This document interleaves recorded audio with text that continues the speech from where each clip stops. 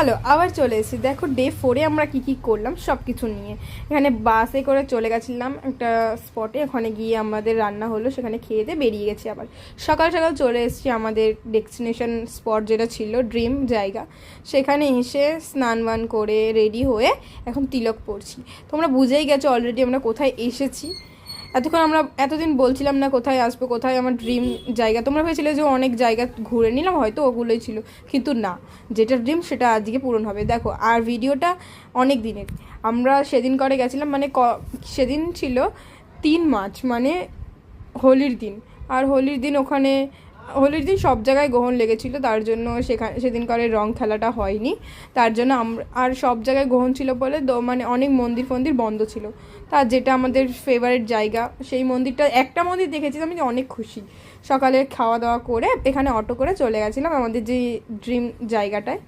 দেখো, এবার ইনি আমাদেরকে, মানে যে আমাদের অটোওয়ালা ছিল, গাইড বলতে গেলে, তিনি আমাদেরকে নিয়ে যাচ্ছিল রাস্তা পার করে, যে কোথায় সেই জায়গাটা, সেই মন্দিরটা।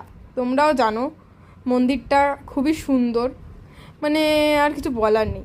সেটা তোমাদেরকে বলছি, তোমরা দেখো কত সুন্দর লাগছে রাস্তাটা। এখানে রাস্তা এই যে দেখতে পেয়ে গেছো অলরেডি।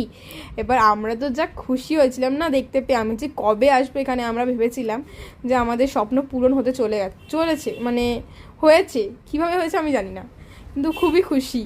মানে আমি নিজের মুখে বলতে পারছি না, প্রকাশ করতে পারছি না। এই যে আমাদের যে খুব সুন্দর, মানে এখানে মানে এত সুন্দর ব্যবহার লোকেদের, তাও খুবই, মানে এখানে ছেলেদের আলাদা জায়গা ঢোকার জন্য, আর এখানে মেয়েদের আলাদা চেকিং হচ্ছিলো। এই যে আমাদের ড্রিম জায়গা চলে এসেছে, প্রেম মন্দির। আমি খুবই খুশি ছিলাম। আমি ভিডিওটা মানে ভয়েস ওভার দিচ্ছি, আমার এখনই মনে হচ্ছে যে আমি যদি আবার যেতে পারতাম ওই জায়গাটায়, ওই দিনটায় আমার এতটা খুশি ছিলাম আমি, মানে তোমাদের সাথে বলে বোঝাতে পারবো না। সেটা দেখো, আমি তোমাদের সাথে সব কিছু শেয়ার করছি অল্প অল্প করে ক্লিপ নিয়ে।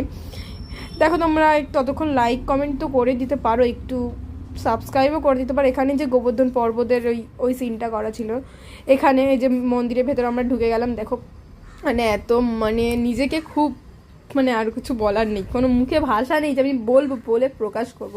এত সুন্দর ডেকোরেশন, মানে এখানে মন্দিরটাকে এত সুন্দরভাবে বানিয়েছে, নিখুঁত, পুরো কোনো নিখুঁত নেই বলা যায় যাকে, মানে কোনো খুঁত নেই, কোথাও খুঁত নেই। এখানে যে দর্শন করে নাও, মহারানী আর মহারাজা যাকে বলা যায়, আমাদের দুনিয়ার সব থেকে মানে বেস্ট, আমি তো বলবো, মানে রাধা কৃষ্ণ।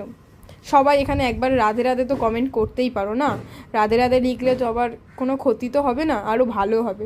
একটা রাধে রাধে কমেন্ট তো করে যেতেই পারো। তারপরে আমরা ওপরে চলে আসলাম। দেখো, ওপরেও এখানেও ছিল